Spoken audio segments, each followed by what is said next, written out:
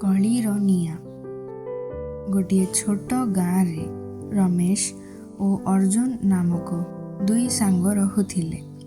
ଦିନେ ସେମାନଙ୍କ ମଧ୍ୟରେ ଏକ ଛୋଟ ମନାନ୍ତର ହେଲା। ପ୍ରଥମେ ଏହା ଏକ ଛୋଟ ନିଆଁ ଝୁଲ ପରି ଥିଲା। ଅର୍ଜୁନ ଭାବିଲା ଯେ ରମେଶ ତା ବହି ଫେରାଇବାକୁ ଭୁଲି ଯାଇଛି।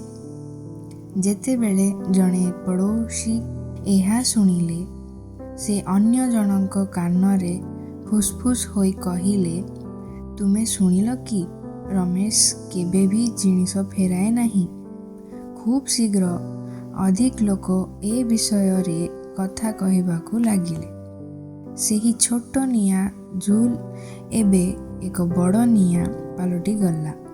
ଉଭୟ ସାଙ୍ଗ ରାଗିଗଲେ ଏବଂ ସେହି କଳି ଗାଁ ସାରା ବ୍ୟାପିଗଲା। ଦିନେ ଜଣେ ବୃଦ୍ଧ ଜ୍ଞାନୀ ବ୍ୟକ୍ତି ଏସବୁ ଦେଖିଲେ।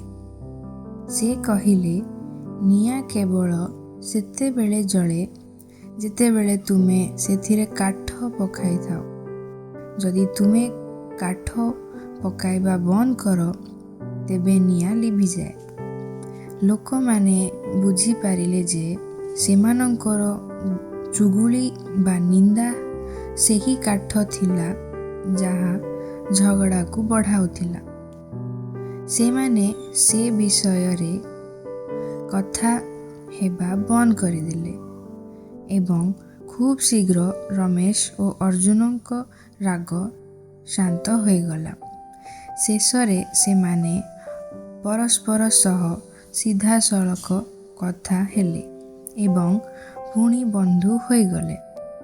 ଶିକ୍ଷା, ଯେପରି କାଠ ବିନା ନିଆଁ ଲିଭିଯାଏ, ସେହିପରି ଲୋକମାନେ ଯେତେବେଳେ ଚୁଗୁଳି କରିବା ଏବଂ କଥା ବଢ଼ାଇବା ବନ୍ଦ କରନ୍ତି, ସେତେବେଳେ କଳି ଝଗଡ଼ା ମଧ୍ୟ ଶେଷ ହୋଇଯାଏ।